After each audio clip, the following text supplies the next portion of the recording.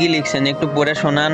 আমি ছোট ভাইয়ের খাতা নিয়ে পড়া শুরু করলাম। পৌষ ও মাঘ মাস, এই 2 মাস মিলে শীতকাল। এই সময় যুবক ছেলেদের একা একা থাকতে কষ্ট হয়। এই লাইন পড়ে চুপ করে আছি। আব্বা চোখ বড় বড় কইরা কইলো, থামলি কেন, পর পর। আমি আবার শুরু হইলাম। এই সময় রাতে অনেক শীত পড়ে। রাতের বেলা একা একা থাকা খুবই কষ্টসাধ্য। হাত পা ঠান্ডায় বরফ হয়ে আসে। বাংলাদেশের এক গবেষণায় দেখা গিয়েছে যে এই ঋতুতে বাংলাদেশে বিয়ের হার প্রচুর পরিমাণে বেড়ে যায়। তাই বাংলাদেশের বিখ্যাত অনেক লেখক এই ঋতুকে বিয়ের ঋতু বলে আখ্যায়িত করেছেন। বিয়ের ঋতু নিয়ে রবীন্দ্রনাথ লিখেছেন, আমারও পরানো যাহা চাই, বিয়েরও ঋতু তাই, বিয়েরও ঋতু তাই গো।